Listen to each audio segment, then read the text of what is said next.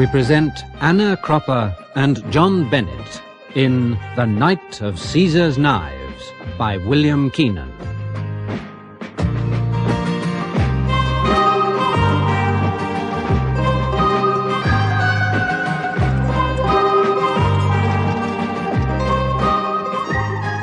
The Knight of Caesar's Knives.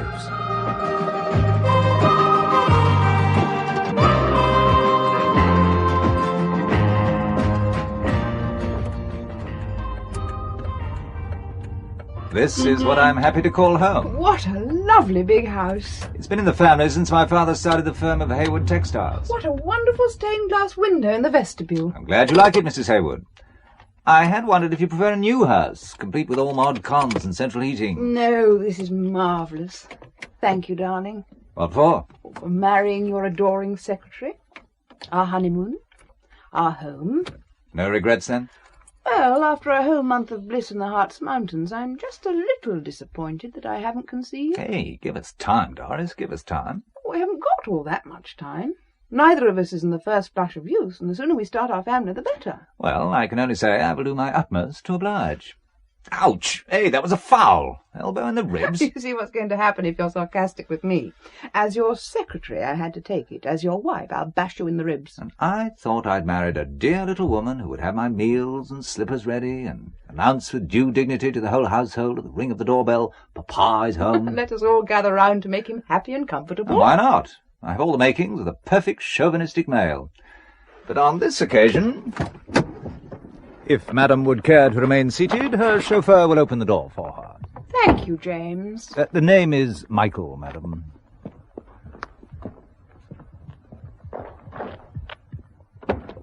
Would you give me your hand, Madam, so that I can help you out? My hand, Michael, such old-world courtesy. Ah! Put me down, Mike! Put me down! I'm carrying you over the threshold. Oh, but not over your shoulder. My mother will see us. Aunt Clare will see... Mike, put me down. I don't care who the hell sees us. Oh.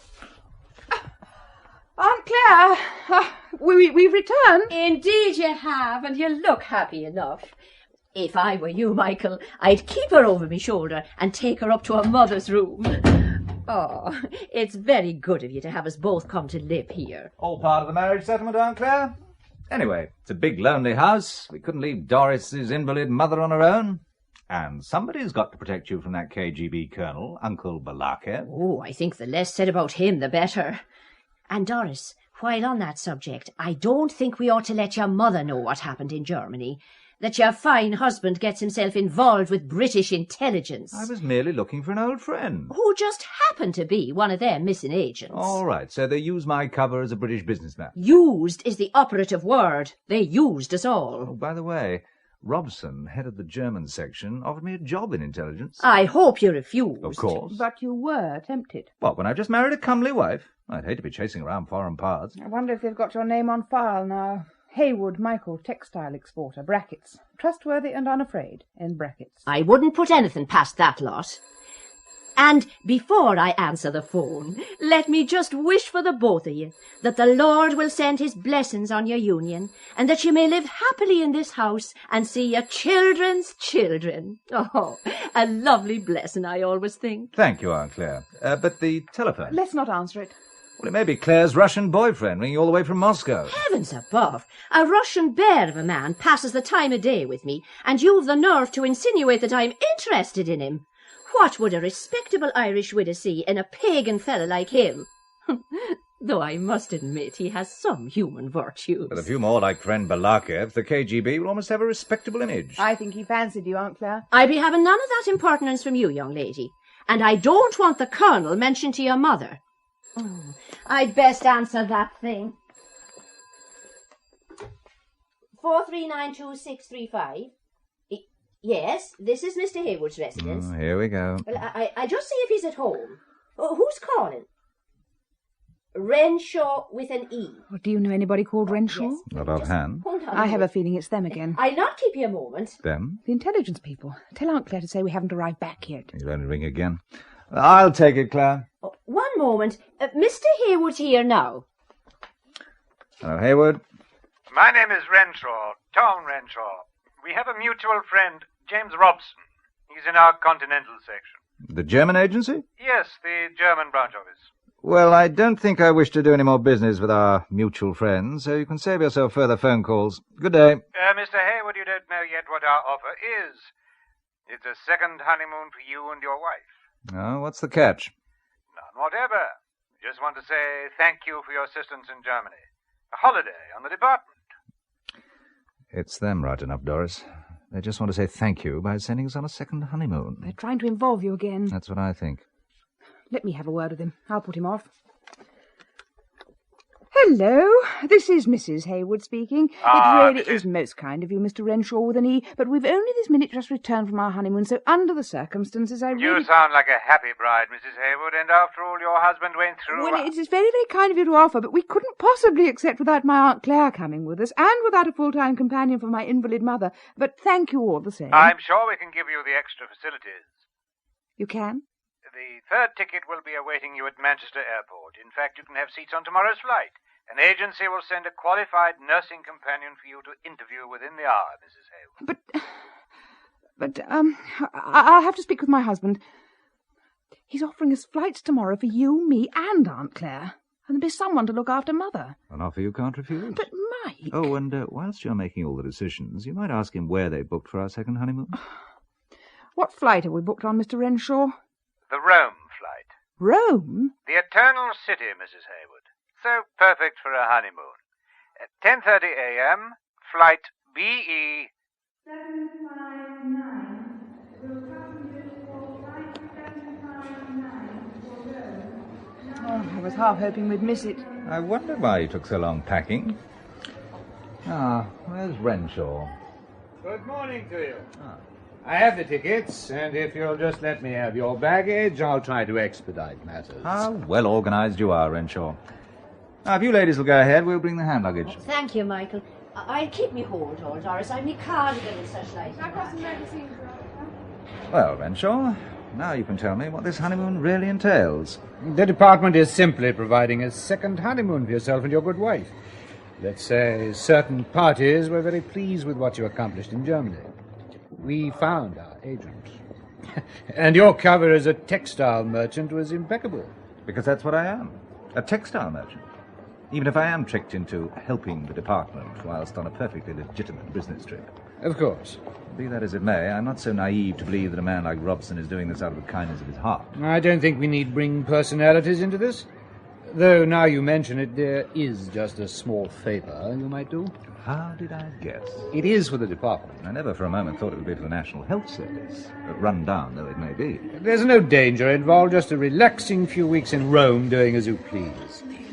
Not the way you were involved in Germany. You mean I'm not a clay pigeon this time? All we want you to do is keep an eye on someone in the same line of business as yourself. A cotton manufacturer called Gerald Picton. Picton Mills, Framwell? Yes.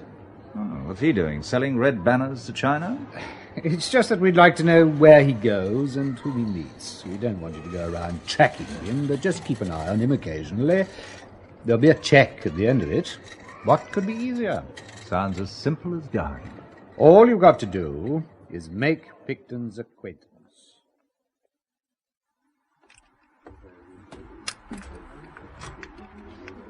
Hayward! Gerald Picton, what are you doing on your way to Rome? After some sunshine. You appear to be occupying our seats, old boy. Oh, I'm terribly sorry, Gerald, so we are. We're further along. Oh, no, stay. My secretary, Jean, prefers to be by the window. By the way, I heard you just got married. Yes, second honeymoon. My wife, Doris. Hello. And Mrs. Clare O'Connell. How do you do? Hello there. And this is my secretary, Jean Tyler, and a Swedish friend of mine, Sven Baste. How do you do? Pleased to meet you, Mr. Hayward. Mrs. Hayward? Look, we must have a get-together in Rome. Good idea. See you in Rome.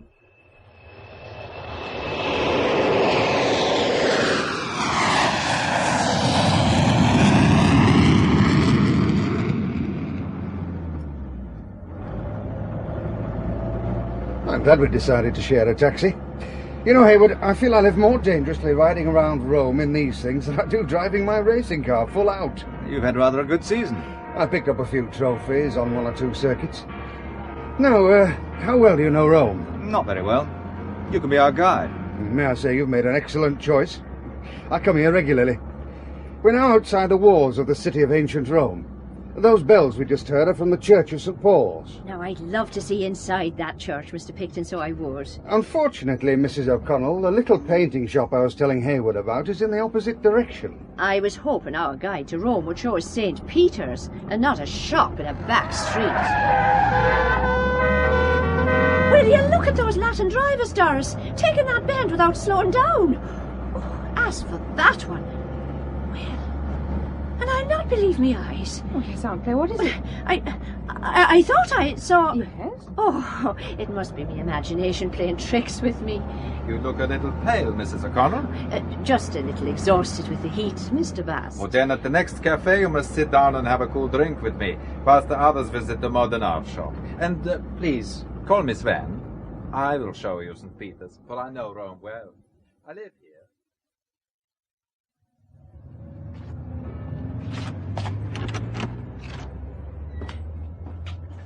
Ah, buongiorno, Mr. Picton. Very well, are you? Fine, Enzo, fine. I've been telling my friends of the excellent pictures you sell. Oh, it's very kind, signore. What can I show you on this visit?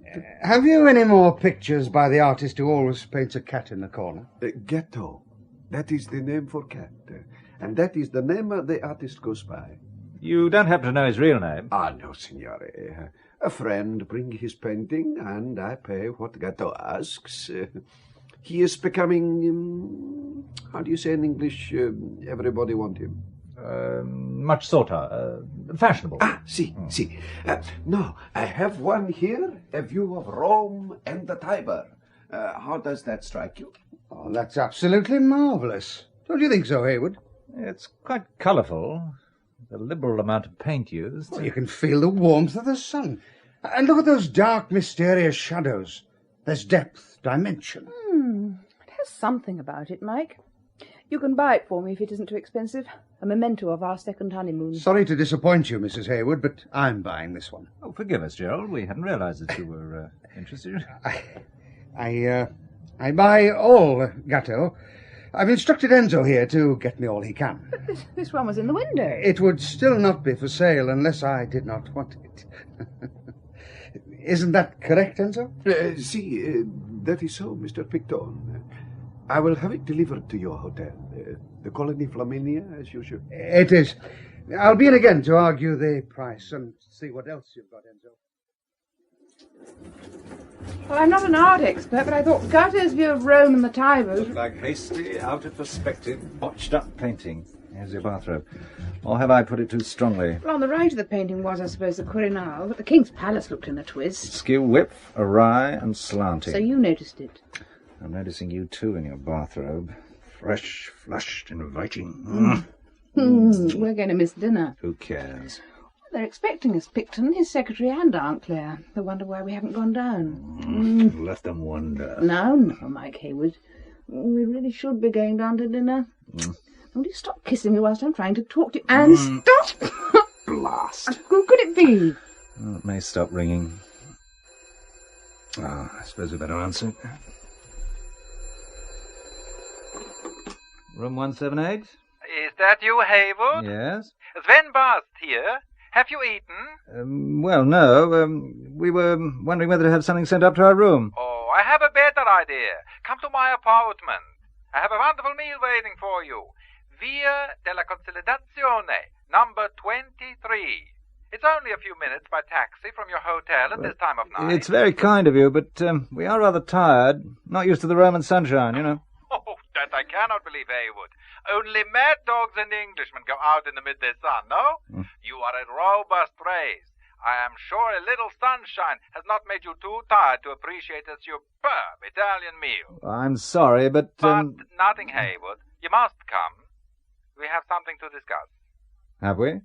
I want to hear about Germany. I understand you were working for British intelligence. If not working, then helping. Am I correct? Oh, and who told you that? If you would like to know, why not come and have dinner? There are other interesting things I wish to speak with you about.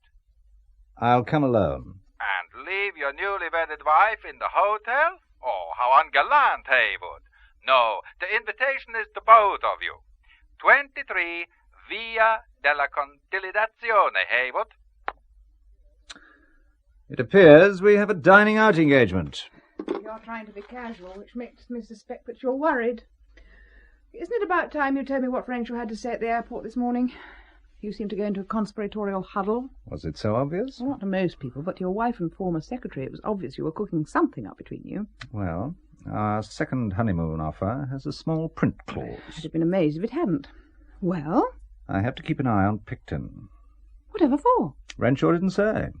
And if I'd insisted on an explanation, it would only have been a pack of lies. Well, so who rang us up to invite us out to dinner? Sven Baste. Oh, he was quite charming to Aunt Clare this afternoon. I think at one stage he was trying to get her on her own. Was he now?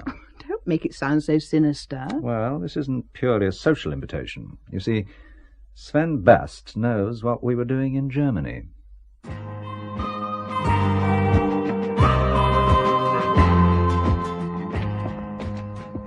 So, this is the Via della Conciliazione. Let's pretend we're two young lovers. 23 is the next one. Oh, well. Ah, that looks like the bell.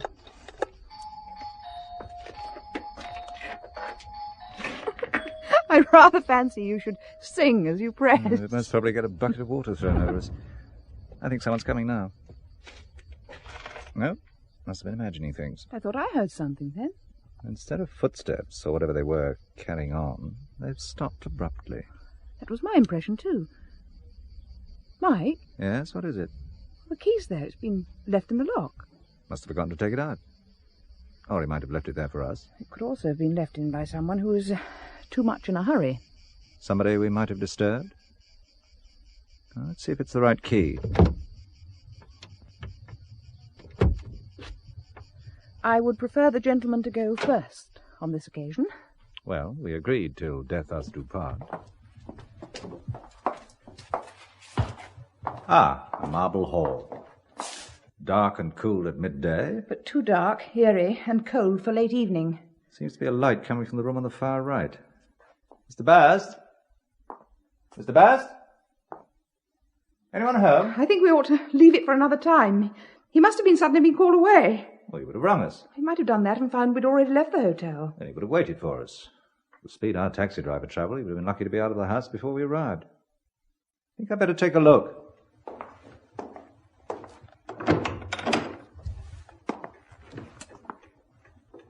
Incredible. Here, take a look at this. What is it? A table laid for a banquet. Meats, roasts, cold chickens and sauces. A mountain of fruit. Wine. Like an ancient Roman banquet.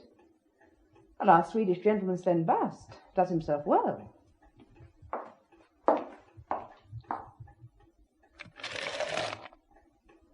Let's toast to absent friends and then dig in. Doris? Do you think he's trying to scare us in some way? I don't know what to make of it. Is there a cellar under the house? I'm going to take a look. Well, don't leave me in this room. There's a distinct smell of cigar smoke. Someone's been here, and recently. Wish I could find the lights for the hall. Oh, there's something here. Well, that seems to be the switch, but nothing happens. I think the lights are on the marble pillars, Mike. Those flaming torch things. No, Doris, stay where you are. There's a body with a wire round its neck hanging from the light bracket. Oh, I feel I'm going to faint. Mike, come back, please. It's Sven Baste. Yeah, I'm going to get him down. He might still be alive.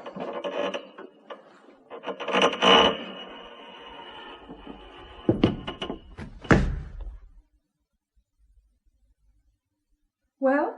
He's quite dead. One shoe's untied and has come off. Oh, Mike. Let's get away from here, please, Mike. Wait. There's something inside the shoe. Canvas.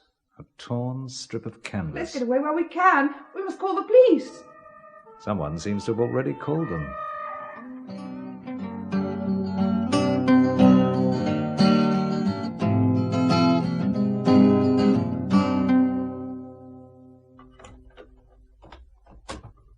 Ah, Mr. and Mrs. Haywood. I followed you out on a later plane. Renshaw, I ought to strangle you. But I brought red roses. And champagne. The roses are lovely, though. I thought as we were in Rome, perhaps the Italian version of champagne. Excellent, yeah.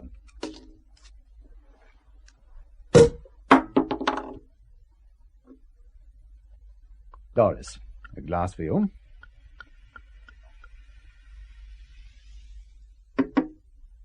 Heywood. Thanks. And I've just the toast for the occasion. May we not rot long in an Italian jail. Why, what's the matter? Or perhaps we should drink to the memory of Sven Baste. Sven Baste, the Swede in Picton's party? Yes. May he rest in peace. And that's how we found him. Strangled by a wire. You say he rang you and said he knew about Germany? Yes. But how could he? I don't know. The police will soon trace you through the taxi driver. Why did you run out of the rear cellar door? Why? Because I didn't want to spend my first night of my Rome honeymoon explaining to the Italian police how I came to find the body. I also thought I might catch a glimpse of the person who had left the place that same way shortly before us. And did you? No. You say you let down the body? Yes. There might have been a glimmer of life left for all I knew. I had to see. Quite. But in the process you would have left your fingerprints on the wire and perhaps the marble pillar. And then again it would already have been on the door handle and key. And you, Doris, did you touch anything? Spoon, 1 or 2 silver dish covers. Yes, so they'll trace you to this hotel via the taxi driver and then match both sets of fingerprints. Well, we could fly you out of Rome, but that would convince the police you killed him, and they could apply for an extradition warrant. Some second honeymoon. Which, in turn, would lead to awkward questions in the house. It looks, Heywood, as if you'll have to stay. In this bridal suite, or in jail? Depends how much of your story the Italian police choose to believe, but we'll do all we can for you, old man. What about his old woman? When it comes to affairs of the heart, these Italians are very understanding. I'm sure they'll put you in a cell together. Love in a hut with water and a crust. Anyway, what are you worried about? Contrary to general opinion, I believe marriages thrive on hardship. It's when the couple becomes affluent the troubles start. Who are you ringing? I'm doing what every upright British citizen would do after discovering a crime. Informing the police. They contacted the consulate, and the consul asked me to assist in the matter. They are on honeymoon and were invited by Mr. Baste. They found him dead and panicked, not knowing what to do. But they knew enough to ring the consulate for assistance. These are the two? Yes. Oh, forgive me, Mr. and Mrs. Heywood. This is Captain Averno of the Rome Police. You had a very disturbing experience, I understand.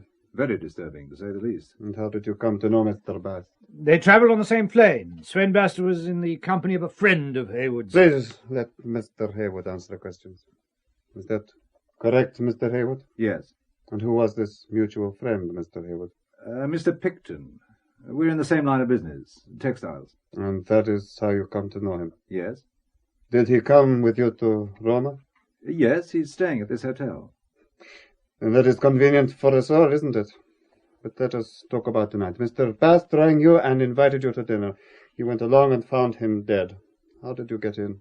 The key was in the door. You let yourself in? We waited and... And you unlocked the door and walked inside? Yes. You're not a timid man, then, Mr. Heywood? I suppose not. You have the nerve to walk into a strange house, but when you find the host dead, you suddenly turn into a frightened rabbit and run. Surely it would have been easier to stay. I realize now we should have done that. Instead, we rang the British consul. 3.5 hours later, senor. We walked back. Yet you took a taxi to get there. Why didn't you call a taxi to take you back to the hotel or to a consul official? Was it that you were trying to be inconspicuous? Perhaps that was in our minds. We're also not used to the Italian phone. But you managed to call the consul? What number did you ring that time of night? We have a night number in the book, Captain. Please, Mr. Renshaw.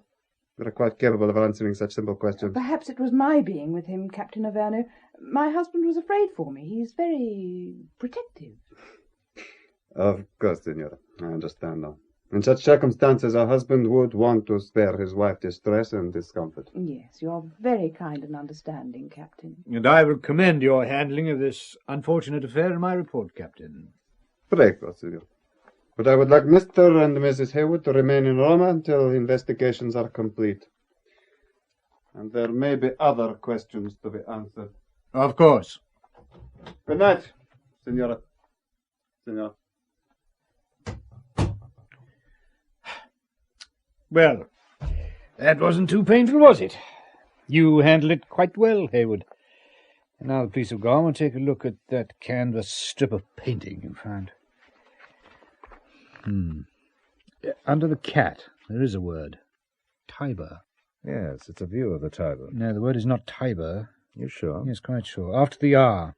There are more letters, and they're clear and distinct. I-U-S. Tiberius. Tiberius Caesar. What do you know of him? He retired to Capri, indulged in sexual extravagances, together with every sort of cruelty. He used to strangle his victims. Their children as well, if I remember my history correctly. Did you say strangle? Yes, Doris. I wonder, could there be a connection between strangling Sven Baste and the name Tiberius? I was wondering the same thing. I was also remembering a rhyme written about him. It went, "You cruel monster, I'll be damned I will, if even your own mother loves you still." But Tiberius has been dead many a long year. AD 37. You must have a very good memory for dates, Renshaw. I have, as a matter of fact. Or do I get the impression you've been reading up on Tiberius? By chance, I have been doing a little research on that period. By chance? I also read classics at Oxford, Haywood. And you've been carrying the date of Tiberius's death around with you since your happy student days. Well, well. My memory was refreshed by my recent research. How convenient. How timely. Isn't it? Well, I must not interrupt the honeymoon. I'll be around, and anything you find out I shall pass back to London. On my way out, I'll have another bottle of wine sent up. Good night. You could cheerfully strangle Renshaw. He was too quick to spot the name Tiberius. Could it be some kind of code? Well, I hardly think it was the signature of the Emperor Tiberius. The paint would have had time to dry in 1900-odd years. Was the paint wet? Well, no. But it looked like it hadn't been dry for very long. Doris, I'm glad I married a wife who can detect such details. And has the ability to climb over a wall-train vine after rushing out of the back doors of Roman cellars as the police enter the house by the front door. Which goes to show that being a wife can be more interesting than going out to work as a secretary. Scared? Well, since you've asked, I think that once again we are deliberately being drawn into things, and the people involving us know far more about what's going on than they're prepared to say. I would agree with that assessment. Then why don't we get out? Well, you heard Captain Averno. We have to remain. It could take months. Then we'll have a prolonged honeymoon at the expense of the British taxpayer. No wonder Parliament is not allowed to study their account estimates. What about Aunt Clare? Well, no reason for her to worry. Aunt Clare? Good grief! What about Aunt Clare? Well, she's been wondering what happened to us. She was expecting us down to dinner. We went out without leaving a word. Well, she presumed we had an early night. But suppose she rang the suite and found no answer. She'd be worried. Oh, I'll give her a ring. At this time? It's 9 minutes to 2 in the morning. If Aunt Clare has been worrying, I'm quite sure she'll prefer to know we're back safe and sound. Then at least she can sleep peacefully. But you might waken her out of a deep sleep. A deep, uneasy sleep. It will only waken her up for a couple of minutes, and then she can return to her slumbers. 1, 7, 9. Make sure you dial the right number. I have done. That's probably your aunt at the door now. Come in. Mr. Renshaw ordered wine for you. Such a thoughtful person. Just leave it there. Do you wish me to serve the wine? No, thanks. We'll manage. Very good, sir. It's funny. There's no reply. So, she's in the sleep of the just. She must hear the phone. Even if she's taken a sleeping pill? Aunt Clare does not take sleeping pills, or any other pills, for your information. Good for her. Oh, don't be so frivolous, Mike. We should have told her where we were going. Good job we didn't, as it turned out. Look, I'll ring reception and see if she's changed rooms. Or if that's the right number. Well, thank you for a sensible suggestion for once.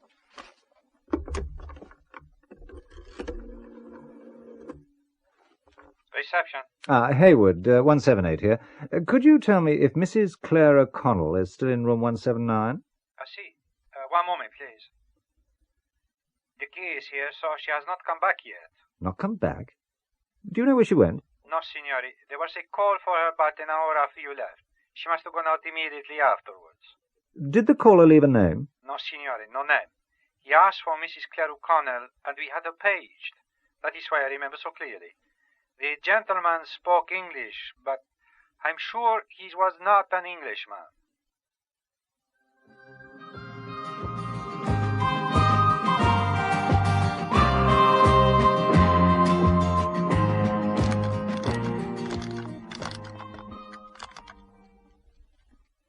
More coffee? No, thanks. Oh, I know what it's going to be like waiting up for our teenage daughters.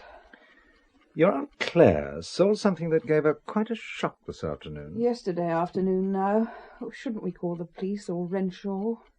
I think I'll check her room first.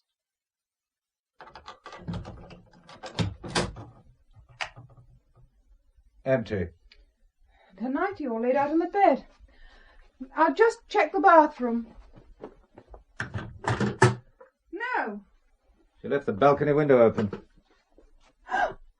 Mike! There's someone out there. Stand back! Look out! Mike! Mike! Mike! Mike! Mike!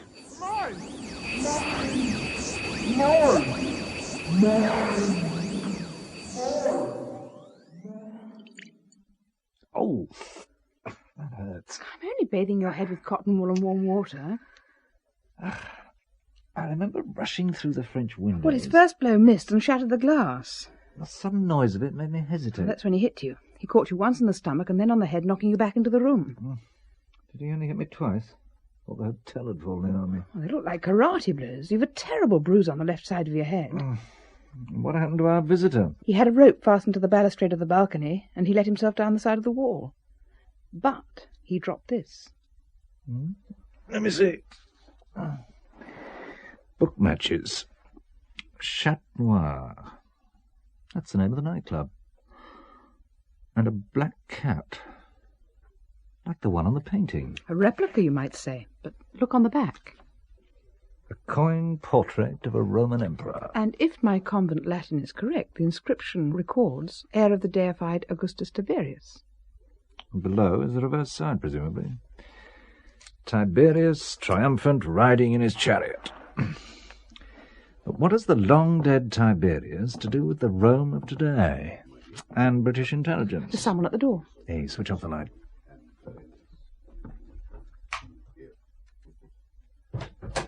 So, good night, my Irish lady.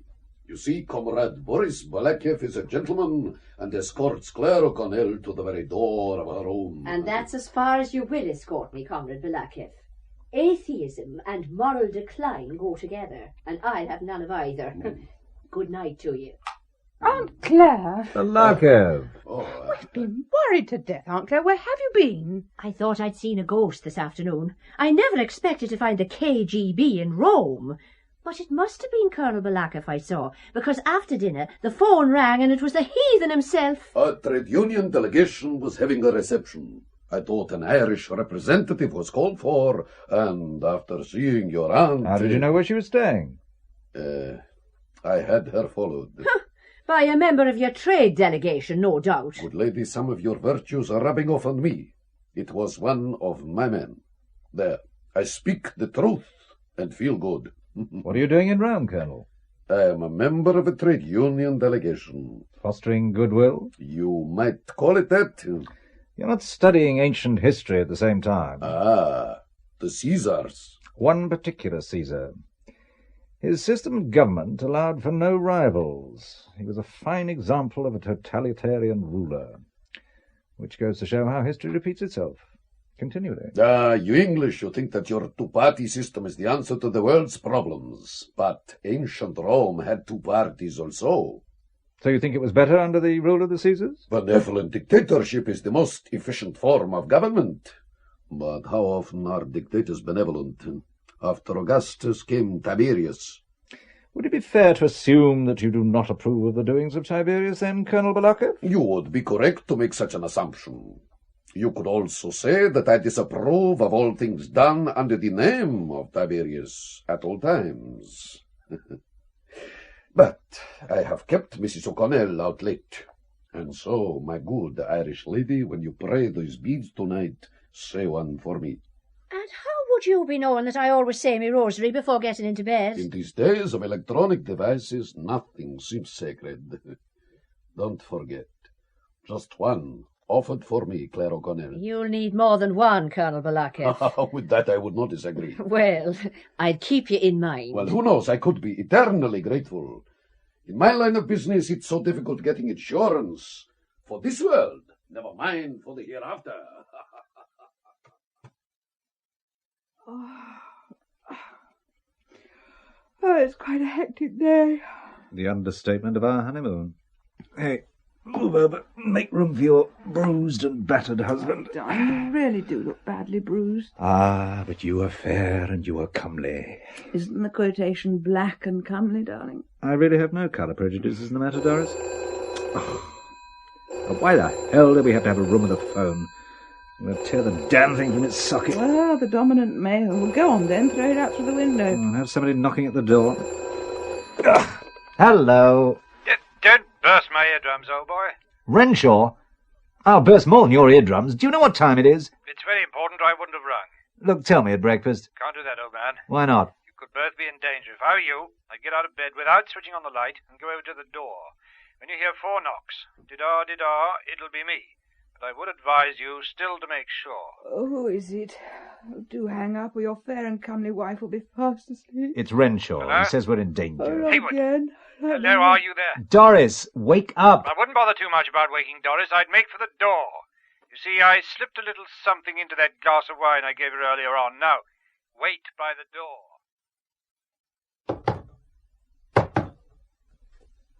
Who is it? Renshaw, with an E. Enter, Renshaw with an E.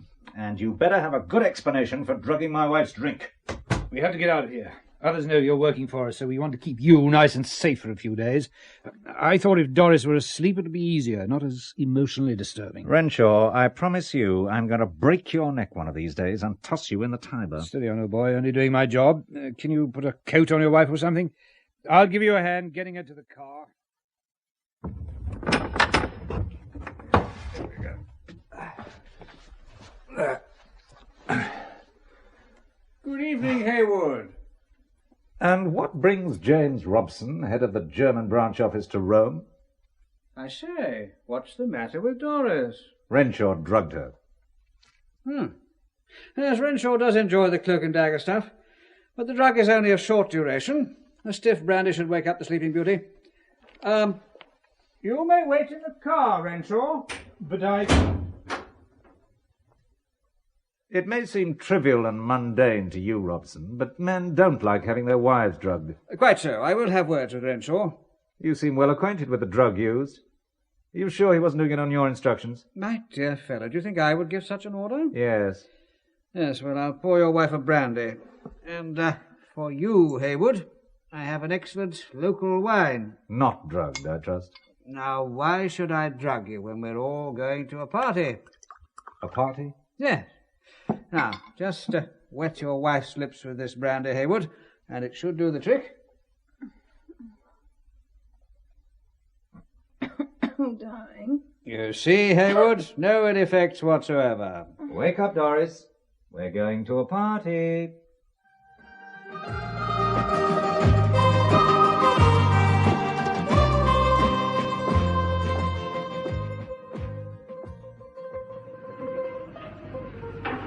Welcome to the Chat Noir. Table for 4, please. No, 3. Mr. Robson will not be joining us. Why's that? He's not one for going out in the early hours. You mean he doesn't like to present the opposition with an easy target? Perhaps. For 3, signore. Thank you. Oh, waiter, could I have a packet of your special matches? I believe you have some with a portrait of Tiberius Caesar. Oh, I am afraid not, sir. They have all been sold. We did not have very many of them. Well, isn't that rather costly, having a specially designed book match for the club and then only selling a few of them? I was thinking of the printing costs, for example. I will pass on your comments to the manager, sir. Yeah, why not? Who's giving the party over there? Oh, that is another Englishman, sir. Mr. Picton. Picton? Is someone taking my name in vain? Hayward! What are you doing here? I never expected to see you painting the town red on your second honeymoon, or else I'd have invited you. Come and join us. Doris, you look like you're dozing off. Oh, I'm rather sleepy. You know my secretary, Jean? That's her next to the hefty fella. Yes, we met on the plane, but... What's the matter? Well, the man she's with, I feel I've seen him before. Oh, he's an American, Harry Carson. Does he live in Rome?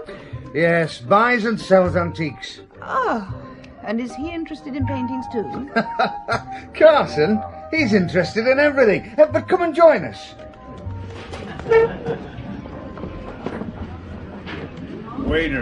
Waiter, scotch on the rocks. Big ones this time.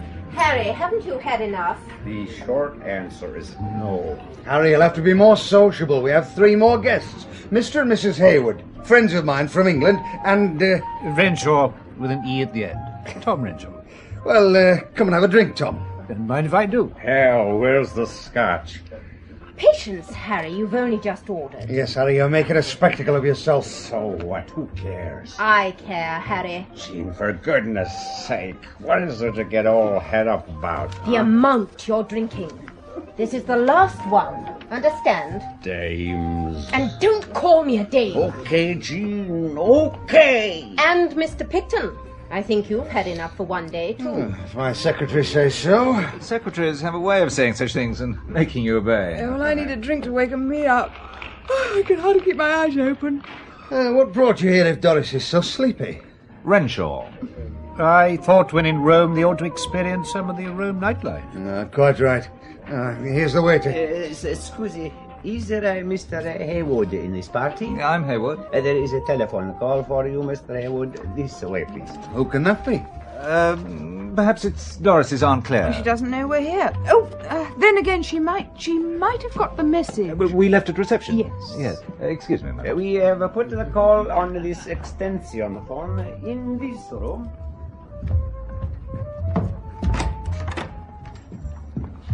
Thank you. Hayward speaking. Hello? Hello? Waiter, the phone's dead. Where? The waiter has gone about his duties. Balakeff? The phone call was, what is the word in English? A ruse. A ruse? It comes from the old French ruse, to get out of the way, no? In English, it means a trick or a cunning scheme. Very appropriate to your English intelligence service. They are full of tricks and cunning schemes. For example, they have explained to you what they are trying to achieve here in Rome. Not fully. Such wonderful English understatement. Not fully. Not at all, eh? But as if I am any judge. You know nothing about what is going on. They are letting you provoke situations, the spread to catch the mackerel. But you could be eliminated, swallowed, like mackerel devouring whitebait, Hayward. I see you are a fisherman too, Balakeff. You English, you make light of everything and you take too many risks. You should first find out what your assignment involves and how dangerous it is. Is that what you wanted to get me alone for? To warn me? Yes, Hayward. I would not want you to come to grief for your aunt's sake. Such consideration from a KGB colonel. Oh, have you not heard? We are trying to improve our image. You see, I have already been influenced by your lightheartedness. Well, whatever your motives, thanks for the warning. Don't mention it, old boy. One of my weaknesses is liking people, fellow human beings. I can see Aunt Clare's influence, too.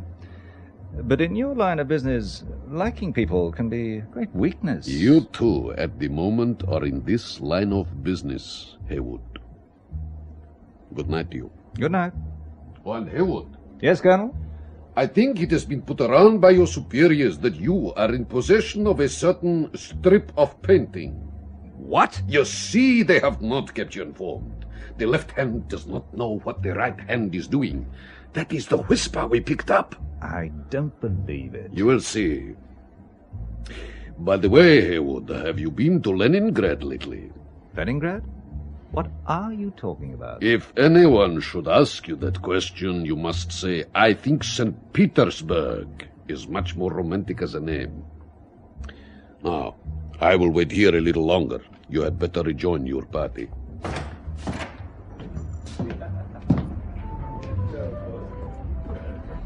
Haywood, here's your drink. Who was ringing you at this unearthly hour? Just an old friend. Cheers. Cheers. By the way, Mike, you must meet one of the guests, Count Roberto Galateo. Galateo? Good evening, Mr. Haywood. Oh. It is a name that has become proverbial in Italy. You see, one of my ancestors, some 400 years ago, wrote one of the world's lasting books on social behavior, Della Casa Galateo. For anyone whose manners are not what they should be, we say, non conosce il Galateo. He does not know his Galateo. Who? Ah, and this is your charming wife. I, Count Galateo, kiss your hand. A polite reprimand on manners can also be introduced with Monsignor de la Casa dice. Monsignor de la Casa says. Quite so. You are an educated English lady, I see. My convent education took in de la Casa, but the title of the book Galateo was derived from the name of Galeazzo Florimonte, Bishop of Aquino.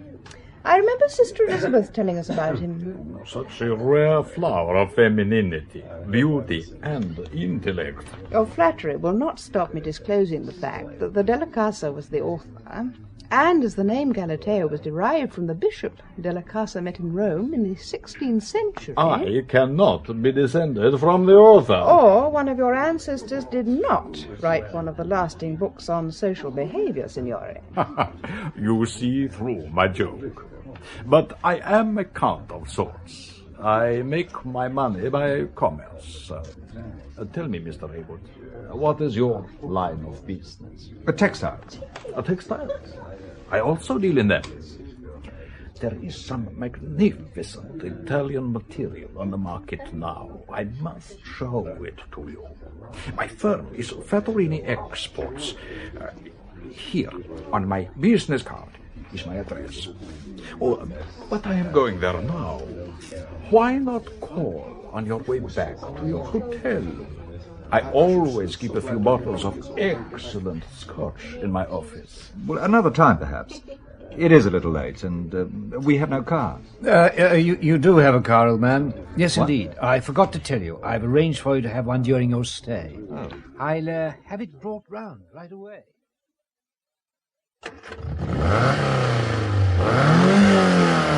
Goes like a bomb, old boy. Roman sunshine, it's as good as new. No body rot, engine finely tuned. Who does it belong to? Me, old boy. Why did you have it brought down specially? Just listen to that. You can hardly tell the engine's running. I'm impressed. The engine's in good condition. Why has all this been set up for me? Good question, old boy. You see, we wanted you to come here tonight because we thought someone might make you an offer. Why should they do that? Because of the strip of painting you found, perhaps. What was on the strip of painting? We're still having it tested. We don't know. Look, Renshaw, I want to know what's going on. And I'm not getting involved in anything more until there's a thorough briefing. I'll pass your views on to Robson. It looks to me as if I'm being used as bait. A sprat to catch a mackerel. Who told you that? Someone in the club, as a matter of fact. Well, that's impossible. Then it's not true that I'm being used as bait? It's utter rubbish, Haywood. It's simply that Galateo deals in textiles. You might learn something about his premises. Oh?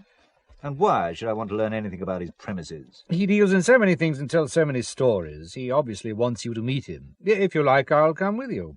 I'll make myself comfortable in the boot. But make sure you don't lock it. No one must see us together. Isn't there a danger you'll suffocate? No. Pity. The boot has had passengers before. Carried all sorts of things. I bet it has. All right. I'll give Galateo about 20 minutes start then. But the first thing I'm going to do is seeing Doris safely back to the hotel. Not the hotel, old boy. We have a place for you. Both of you, a secluded villa. Does that mean you're not going to Fattorini Exports? It means I might or I might not have time to try out the car you're lending us, Renshaw. I'm glad you decided to come. Oh, by the way, I would lock your car. Many thieves about these days, and an English sports car is sure to attract their attentions. Very well. These doors, you pull this latch, and when you close it, the door's locked. That leaves only The boot. Oh, there's nothing in the boot. Spare wheel? Tires? Of course, it might be locked already. So it is. Remember to keep doors and boot locked always. I didn't think I had locked it, as a matter of fact. Well, you did. This way. As you can see, Mr. Haywood, none of your modern glass or concrete office for me, where the windows rattle every time a car or train goes past. These old buildings are cool and soundproof. We are here. Please, take a seat. More sumptuous than I expected. Oh, quite deliberate. They come up the stairs, and then they are pleasantly surprised when they enter. Your paintings are superior to the faded posters on the stairs. There's your air conditioning. I like a little creature comfort. You said you had some textiles to show me. Not really textiles, Haywood. Oh? More textile designs. We have an up-and-coming designer by the name of Gato. Cat? Yes. Some of his paintings he signs with a cat. Not all of them? No, not all of them. His textile designing he does under another name. And what name is that, I wonder? I have a terrible memory for names. Have you, Mr. Galateo? Count Galateo, Mr. Haywood. Oh, I thought that was another of your jokes, like the one about your ancestors. It is no joke. Neither is my visit here. I'm sure you didn't invite me to show me textiles, but I am interested in acquiring paintings by Gatto, especially if they're signed Tiberius. They can be very costly and dangerous paintings. You need capital and organization, and you have to know not only the right people, but the correct things to say. Such as? Haywood, have you been in Leningrad lately? I think St. Petersburg is much more romantic as a name. If you will excuse me for one moment, Mr. Haywood, I have something that should interest you. It is a picture, although not very big, and therefore easier to handle. Here we are. I had it ready, just in case. I will stand it on my desk, and you can look at it from where you are. You don't trust me? I don't trust anyone, Haywood. Well, do you like it? What's it supposed to be? A good question, Haywood. I know what it shows. The foreground is a cobbled alley looking out on lovely olive groves with the sea below. Where is it? Not far from Capri, I think. Capri? You seem surprised. I was thinking of its connections with Caesar Tiberius. That was not the answer, Haywood. What do you mean? That the gun in my hand is of a very heavy caliber, ideal for making hits. Where did I go wrong? Like there was an answer to my question about Leningrad, so there was at the mention of Capri. Do you intend to kill me? Anyone who has managed to breach our security has usually ended up strangled or with a knife in his back, which is why I also carry one. Bravo, old boy. Renshaw! That was jolly spectacular, Haywood. I arrived to see you leap through the air, kick the gun and knife out of his hands, and finish him off with 2 beautiful commando blows. Out like a light. But I suggest we get out of here before their reinforcements arrive. They have a Mercedes! They're trying to block the exit!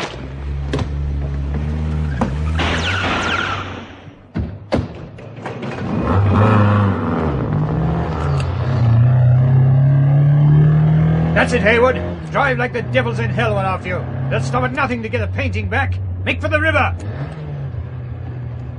And let's have some noise from the horns.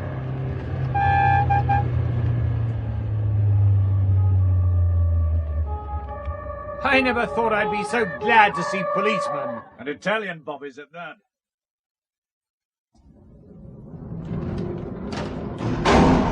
I'm sorry, we have to separate you and your friend, Mr. Haywood. For a long time I've been wanting to get my hands on Renshawe. Now I'm looking forward to the interrogation. Cigarette? No, thanks. I don't smoke. Very wise. Being a captain of police has pressures which encourage smoking, no? If you say so.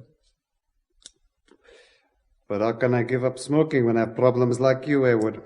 Problems? I have to charge you with a dozen traffic offences to start with.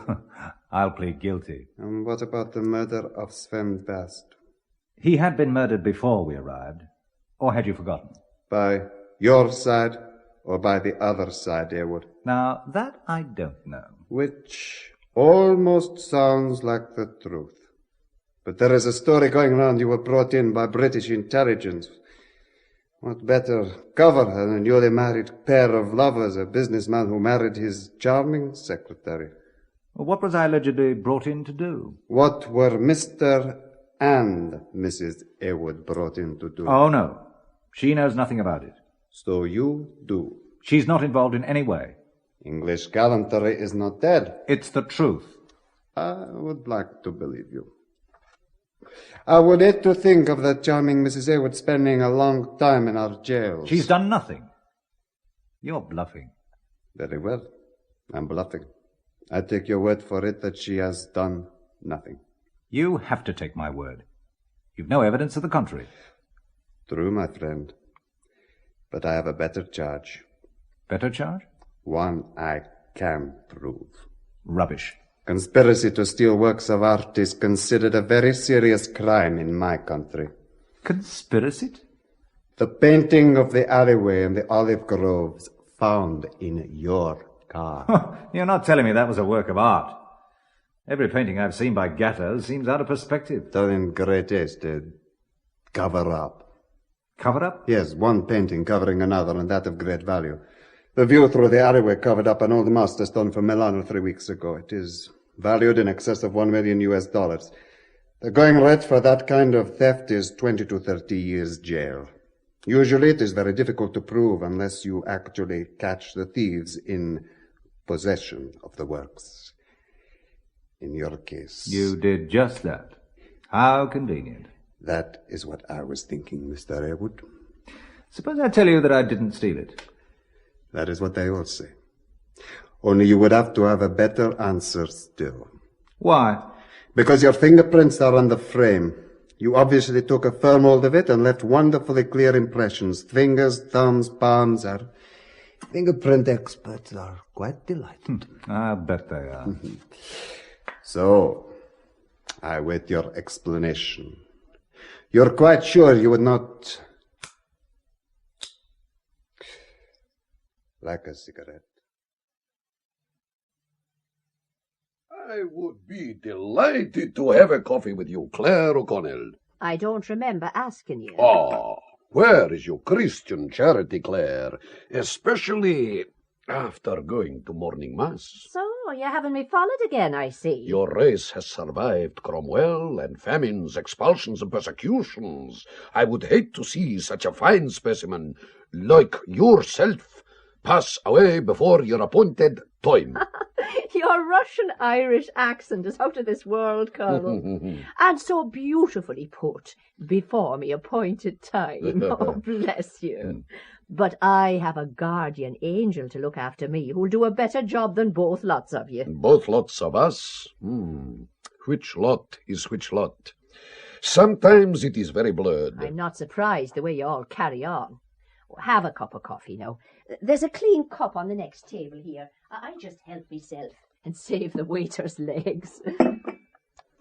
There now. You like yours black and strong, as I recall. Thank you, Clare. But tell me, my favorite militant Christian, how do you know angels exist? Revelation. From end to end, Scripture is filled with them. And don't we know from our Lord's own words that every child has an angel to guard him? But you won't have read the New Testament, and neither the Old for that matter. I know the first Christians were very mindful of spirits they called guardian angels. And weren't the early Christians on very familiar terms with their guardian angels? When St. Peter escaped from prison, The Acts describe how the angel led him past the guards, how the iron gate leading to the city opened of its own accord. Chapter 12, dear lady. You know. You've read it then? Well, as a former interrogator, I had to be widely read. Didn't Peter, realizing that the Lord had sent an angel to deliver him out of Herod's hands, go to the house of Mark's mother? He did. A girl called Rhoda came to answer when he knocked at the porch door, and she, recognizing Peter's voice, was too overjoyed to open the gate for him. She ran in and told them that Peter was standing at the gate.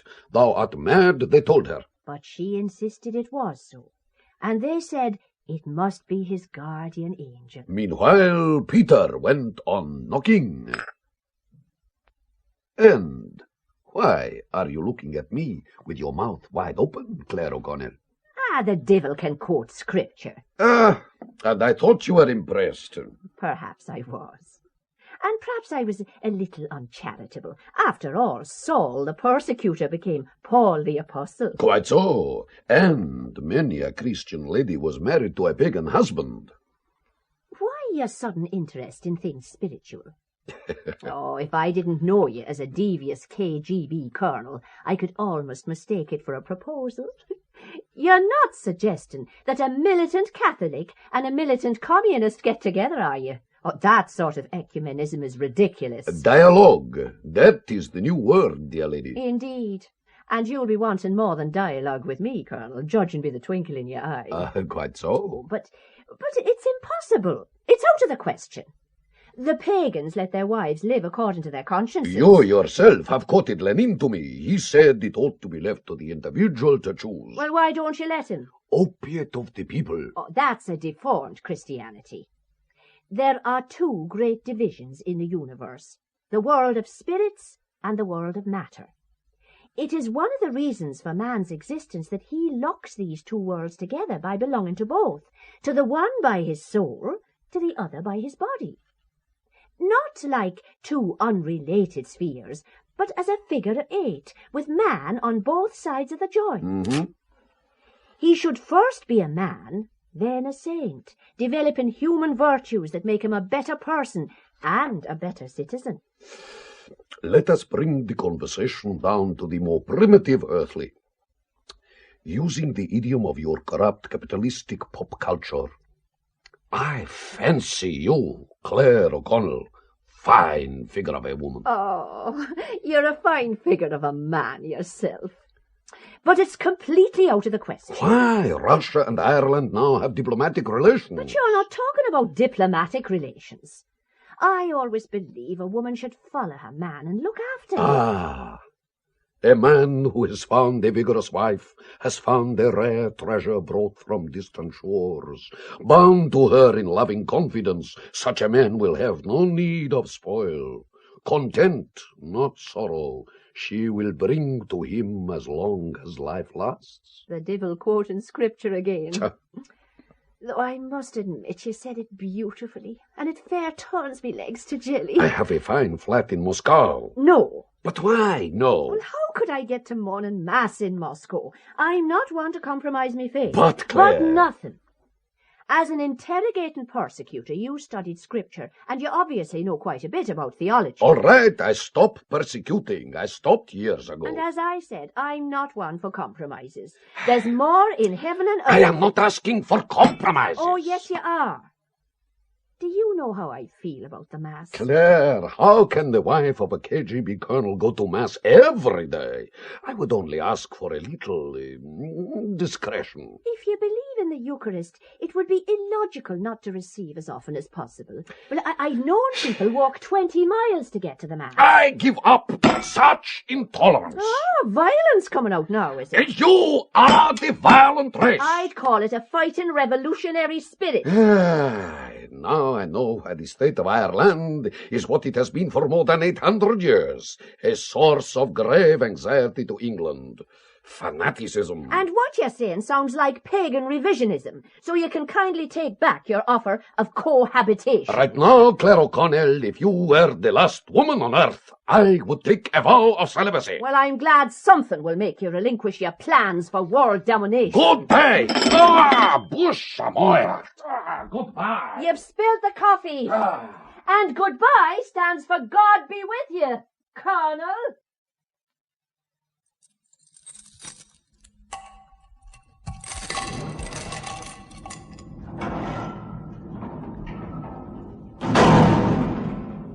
Mr. Haywood?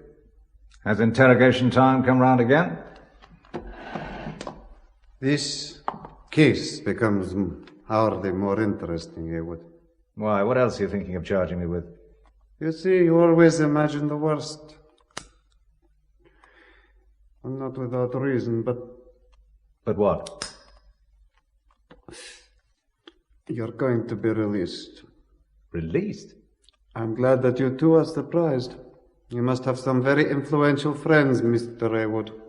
My instructions from the minister himself are that you can be allowed to go free. Well, not exactly free, but as long as you remain in Roma and report daily, you need not be held in prison. It must be because you're so romantic, Captain Averno. Simpatico. Or susceptible to persuasion of all kinds. You're not happy with the decision? I would be happier to see you jailed for a very long time, Haywood. And I will do my best to bring it about. Well, thanks for telling me. This way. How are Italian prisons these days? Lacking certain creature comforts. We thought we'd better get you out. You see, your Aunt Clare's had a bust-up with Balakeff. It could complicate matters. You brought her in deliberately, didn't you? You knew Balakeff was here in Rome. We've taken her to the villa. She's with Doris. We have also explained to Doris about your difficulties. Pity I missed the explanation, Robson. That would have been quite something. Apparently she was sitting up waiting for you to return. But once again I wriggled obediently, as good bait should, and did your bidding instead. That, for the record, was the very last time. Yes, you're quite right to feel annoyed and somewhat let down, Haywood. Somewhat let down? You put me in a position where someone tries to kill me with gun and knife? I'm invited out to dinner to find my host dangling by his neck on a wire. I'm knocked unconscious in the hotel, and I'm shot at in the street. I also face a 20 to 30-year jail sentence for stealing works of art. I did say you're quite right to feel annoyed. The understatement of the decade. And I forgot to mention this was a honeymoon holiday provided by you out of gratitude. Well, things have been rather hectic, Haywood. Again, Robson, I can only stand open-mouthed in amazement at your remarkable gift for understatement. You've used us, Robson, and you haven't even taken the trouble to put us in the picture. Very true, what you say. And I think you're entitled to an explanation. How much of it'll be true, and how much pure fabrication? All the truth and nothing but the truth. But first you need a drink, Haywood. Now, I have another bottle of good local wine. Barbera d'Alba, estate bottle. It's a grape grown widely on the hillsides from Asti to Cuneo, and I'm told the Barbera grape produces Piedmont's most popular red wine. This one is as fresh and crisp as a young Beaujolais, meant to be drunk young, and cool. I add a little ice. I thought I'd open it only when you arrived, in case you might be tempted to think I'd tampered with it. How could anyone suspect you of such things, Robson? Anyway, what sort of stopped you opening it and then recorking? I'd never do that to wine, Haywood. In other words, you have greater regard for wine than for people. I do believe you're trying to provoke me, Haywood. Stiff cork. There. Now, to allay your suspicions, I'll drink mine first. Cheers.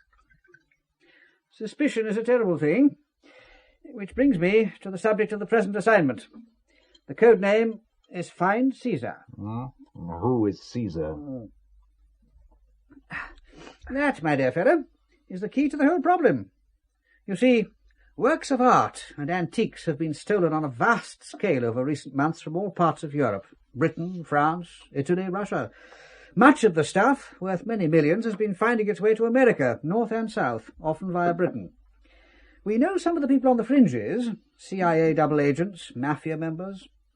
At first, when quite a miniature treasure house was moved out of Russia, we thought it must have been with the KGB's approval and help. In fact, we suspected it to be masterminded by the KGB in order to embarrass the CIA. But we learned recently the Russians suspected it to be masterminded by the CIA and Mafia to embarrass the KGB and make them look ineffective. Then we also found out the Russians suspected us of lifting their art treasures for the same reason. In short, everyone is suspecting everyone else. And in these days of double agents, it's easy enough to build up a case against all and sundry. So the KGB suspect they're being undermined, and so do the CIA. And Her Majesty's Secret Service. It has already led to quite a lot of bloodshed, the picking off of one another's agents. It could be that the situation has been deliberately created by someone to set the Russians, Americans and British at one another's throats. If that is their aim, they are achieving a certain amount of success. So why was Sven Baste killed? Ah, now there is a case in point. Baste has worked for both the Russians and the CIA. He was involved in the vanishing art treasures. Both sides could have suspected double-cross, or the gang may have thought he was about to leak information. He pays your money and you takes your choice. That's about it. But Her Majesty's government feels the situation is tense, very tense.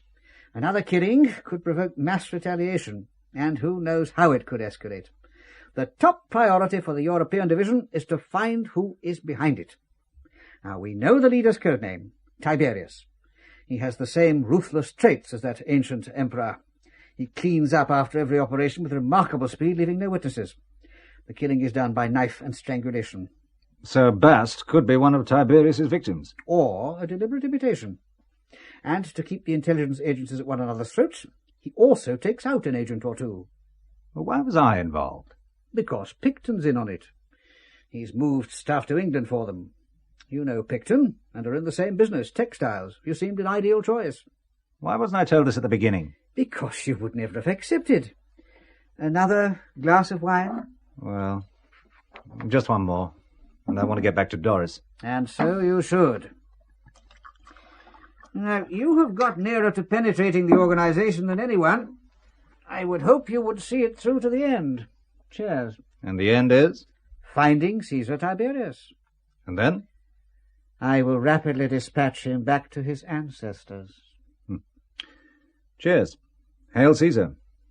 You all speak the same language. Haywood, what will you have to drink? What are you drinking? Polish vodka. I'll join you. Though one should never mix the grape with the grain. And how is your good wife? And your Aunt Clare? Oh, they're both fine. Good, good. A woman of passionate convictions, your aunt. She calls it faith. But she is the type of woman that, if she ever married, would be loyal and faithful to a man to the end. Oh, till death. For better or for worse. Marriage should be like a good wine, maturing over the years, developing and deepening. And even if the bottle is shaken by mistake, it can still settle back and continue the process. If an opportunity presents itself, you might let your aunt know my views on the subject. Oh. You would let her know them yourself. Certain difficulties have presented themselves. Robson has put me in the picture. Good. Did he also tell you that our Tiberius Caesar is about to plan a night of knives to eliminate any weaknesses in his organization? That could mean the CIA having a shootout around the international Okekarals. I dread to think of the consequences. And so does your Majesty's government of Great Britain. Rule Britannia. Robson and I have quite unofficially reached a certain understanding. Well, I'm all for fostering goodwill among nations, even if only on a temporary basis. What do you want me to do? We have something Tiberius wants very much. It is a Russian icon that recently vanished, but which has now found its way back into our hands. It is quite priceless, and such are the ways of the acquisitive that several collectors in the United States would give millions to have it in their secret collections. Does Tiberius know it has been intercepted by its rightful owners? He knows part of his network has been obliterated, and that what he was waiting for may have got into other hands. Here is a parcel for you. I would start by ringing Fattorini Exports. Haywood, I thought you were in jail. In a phone box, in fact. It's just that they couldn't bring themselves to disbelieve the word of an English gentleman. I heard the two rival embassies were bringing a little pressure to bear so that they could take the word of an English gentleman. Truth breeds trust, Galateo. Then what true things did you ring me up to tell me, Mr. Haywood? That I have a package from Russia that should interest you. The price is $2 million, or the equivalent in German marks. How do we know that you have the goods? I have color slides, the article on its own, and one with the article resting in my hands. At the moment, however, the icon is in safekeeping. I will ring you. Haywood. This is Harry Carson. Look, I haven't very much time. The American at the Chat Noir? Yeah. Listen to me, Haywood. I'm listening. Don't keep that appointment that's being made for you. Do you understand? And don't keep the icon either. Have you got that? Yes, but why not? Look, I'm in a bar near Campo Fiore. Do you know where that is? I gotta go. Spiders are... Harry! Oh, damn. Hello. The price is right. The meeting will be tonight. On the Piazza Cavour there will be a yellow car parked. In its rear window there will be a large cat. When the lights are on, the cat's eyes have two red bulbs which illuminate. The car will drive off, and you will follow it. I want to do business with only Tiberius. Oh, that is understood. Tiberius will be waiting for your parcel. And, Haywood, along the route we will check if there are any other cars following. If that happens, you will just drive around, wasting petrol. How do I know I'll come out alive? For $2 million, risks are inevitable on both sides. Until tonight, Haywood. Time for another ride in the boot, Renshaw. Take it steadier this time. Oh, and that reminds me, tell me, how was it the boot was locked when Galateo tried it? I made sure it wasn't locked when I closed the lid. Well, I have a little gadget inside to keep inquisitive people out. Let's check our weapons before we move off. And Renshaw, don't leave it so late this time. Full magazines and working smoothly. All aboard, then. Oh, I've installed a hearing device, so you can talk to me, Haywood. In fact, we can both talk to each other.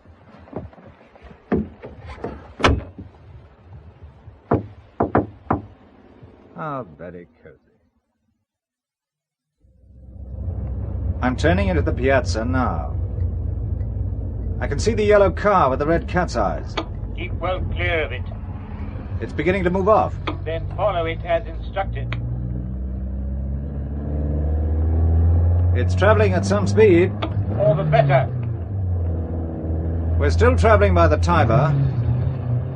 We're coming to what looks like warehouses. On the right, a large refuse dump. There's a car. No, a lorry. Oh, it's heading straight for us.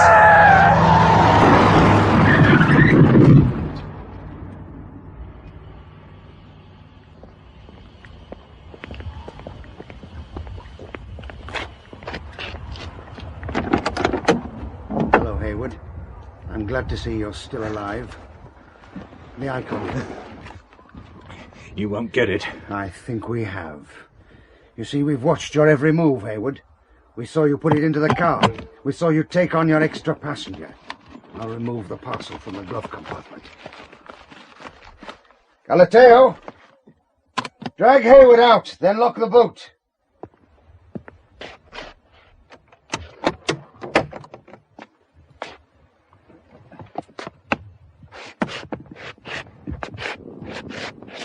Over here.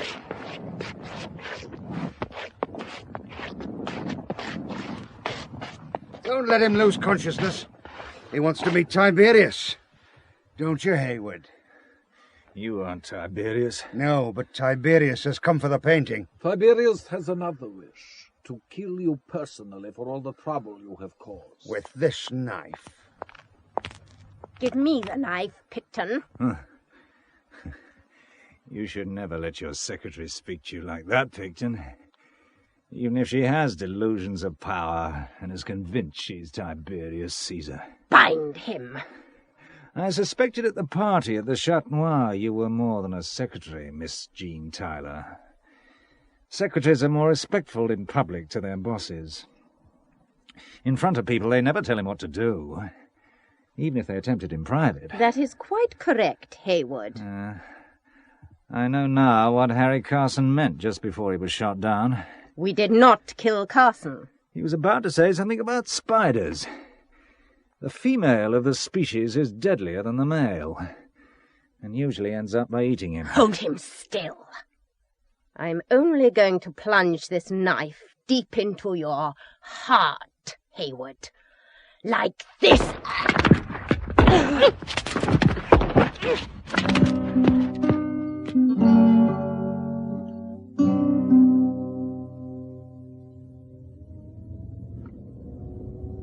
Your villa is just around the corner. Do you think you can get there on your own? I think so. It would be better if we didn't need to trespass on property owned by British intelligence. Are they sticklers for protocol? I am glad to see you have not lost your sense of humor, Haywood. Thank you for saving my life. And Renshaw's. I think he will survive. And I was not saving you, Haywood, but an art treasure belonging to the people of the Soviet Socialist Republic. Or rather, a very good imitation of the original icon. How did you manage to shoot Tiberius and her cohorts in the darkness? Haywood, only to you would I tell this. Another irony of our times. It was with your new British Army night sight that happened to come into our possession like daylight in what looks like pitch darkness.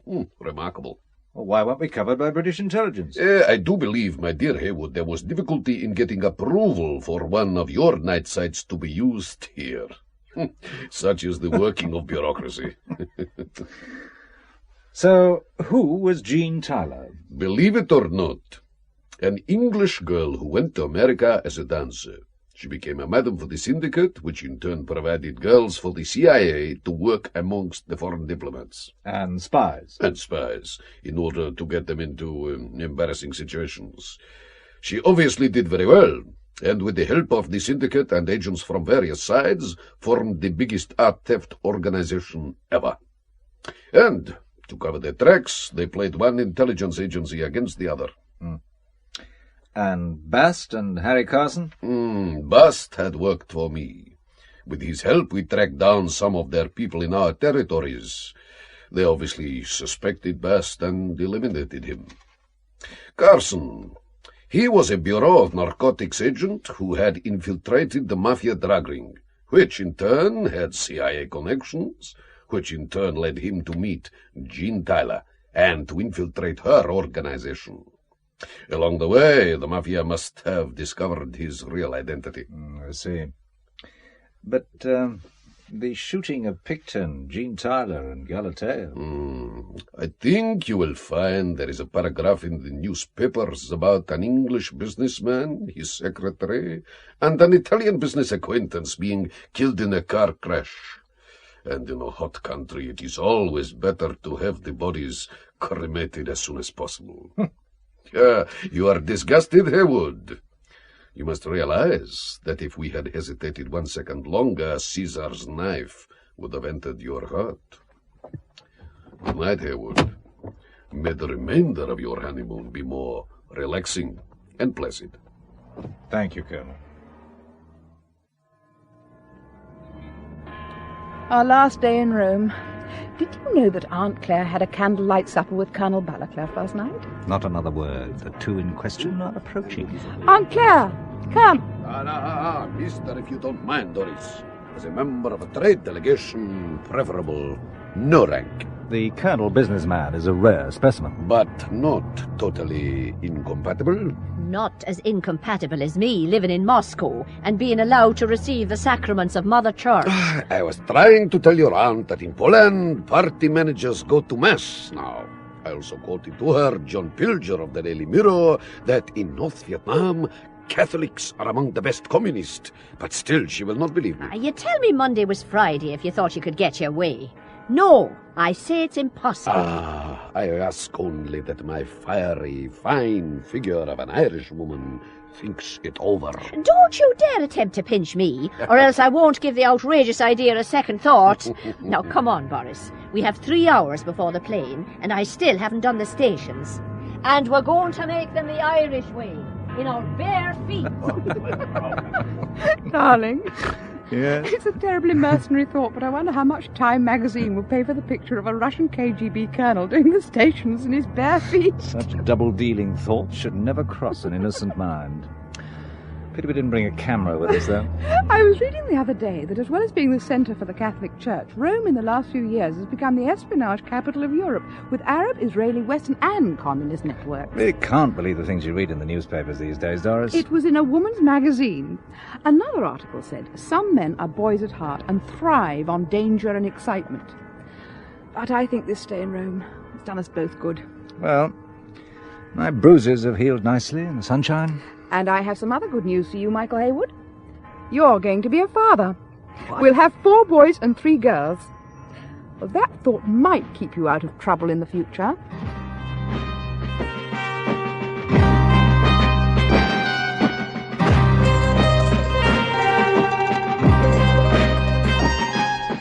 The Knight of Caesar's Knives was written especially for radio by William Keenan, with Anna Cropper as Doris and John Bennett as Michael Haywood.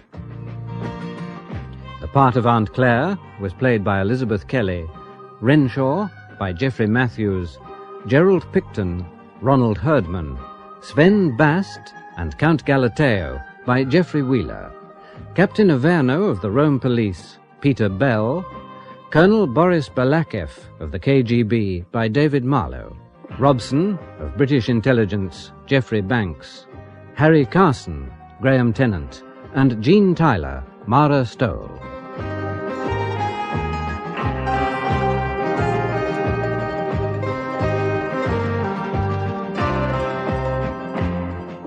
The theme music was composed by Matthew Camison, with variations arranged by David Fleming Williams. The mandolins were played by Wilfred Darlington.